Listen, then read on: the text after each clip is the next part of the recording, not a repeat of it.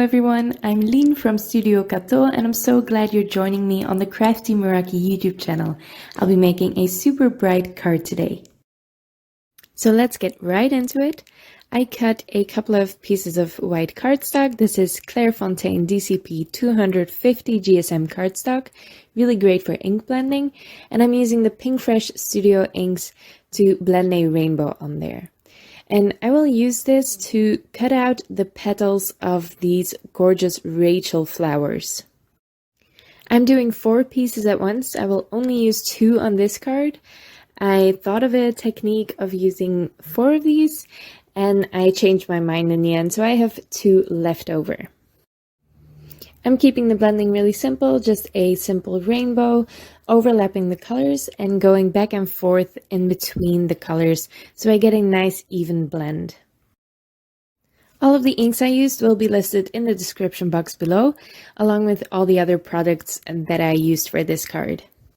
Before I put my blending tools away, once I'm finished with those, I also die cut a stencil with the Craft Around Mini Slimline die, and I really love this die, especially that beautiful geometric pattern, and I will use it as a stencil a lot, I can already tell.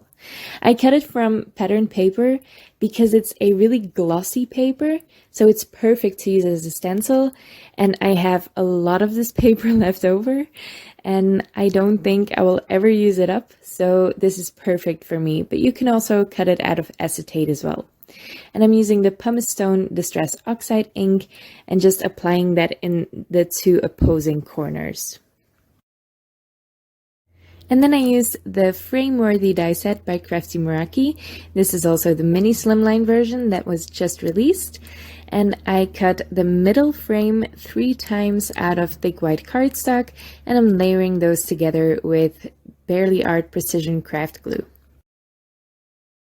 This added dimension will nicely set the frame apart from the mostly white background I will glue it on. And with that frame done, I can move on to my gorgeous flowers. I used 2 dies from the Rachel set, 1 small and 1 big flower, and I cut 3 layers of cardstock with each die. On the back of the first layer, I taped everything in place temporarily with purple tape, and this will just keep all those petals inside of the outline die cut. I can then just glue on the second layer in its entirety, so the petals and the outline. And for the third layer, I will only glue on the outline. And I do that for both of the flowers. So I will do a nice die cut inlay look that is really even. There's no dimension between the petals and the outline, but I do add dimension to the entire piece, and this will keep it nice and sturdy. Now this is that third and final layer of white cardstock, and I am only adding the outline like I mentioned. I'm sharing a little secret tip here with you guys. I am not being too careful about how much glue I'm adding to this. With intricate dies like this, if I'm adhering them onto anything, I first press them onto a scrap piece of paper that gets rid of any excess glue, but leaves enough adhesive, plenty of adhesive, to stick it in place nicely. And then I don't have to worry about any excess glue seeping out of the edges. This technique has saved me from ruining so many projects. It's really helpful. Now finally, I can do that nice rainbow inlay. This is so fun and satisfying to do.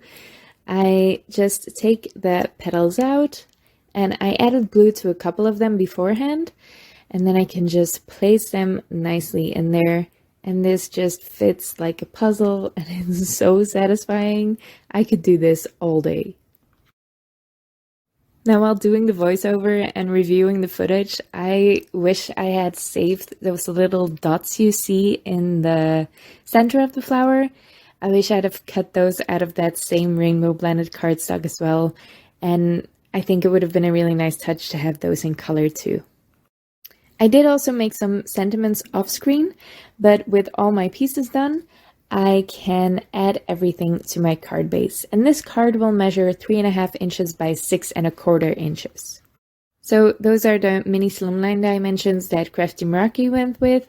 I think every brand has different mini slimline dimensions, but I do think it's handy to know beforehand what you're getting.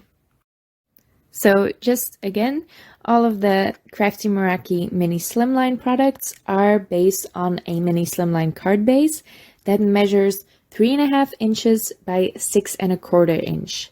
Those are the dimensions you want if you are going to use these products and these dies.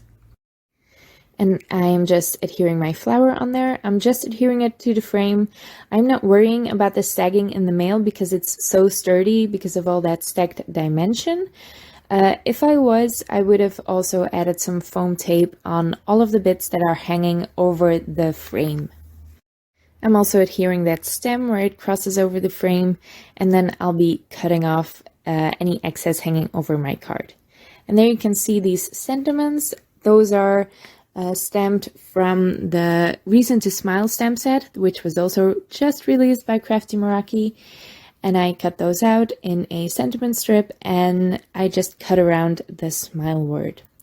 I'm just putting some foam tape behind my second flower, adhering that in place, knowing roughly where my sentiments will sit, and then I can press that down and also cut the excess off.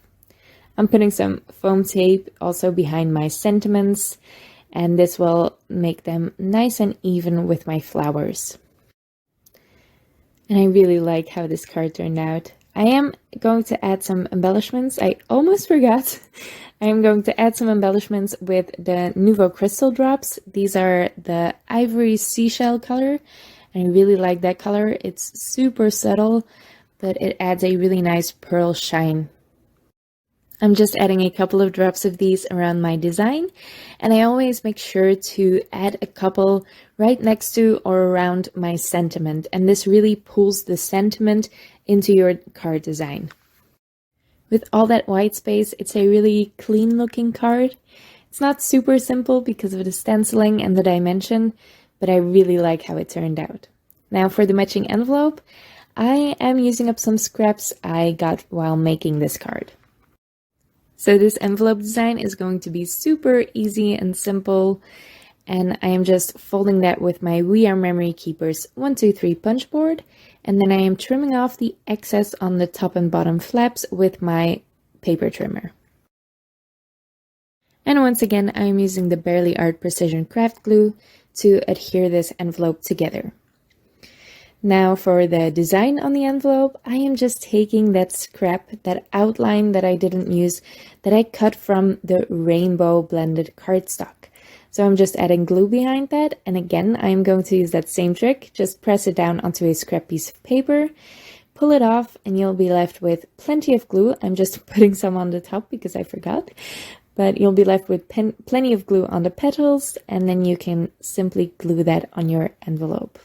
Super simple design, but a really fun touch and a nod to your card design. I really like how this card turned out. I really like the subtle stenciling and the rainbow. I mean, I live for rainbow. I hope you like it too. If you did, make sure to leave a like on this video and leave your thoughts in the comments below. Are you excited about this new release? Because I definitely am. To celebrate this gorgeous new release, we also had an Instagram hop and a video hop here on YouTube. So make sure to check those out because there's giveaways for those as well. I will leave all the details about them in the description box below. We would all love to see you there. Thank you so much for watching, and I'll see you next time.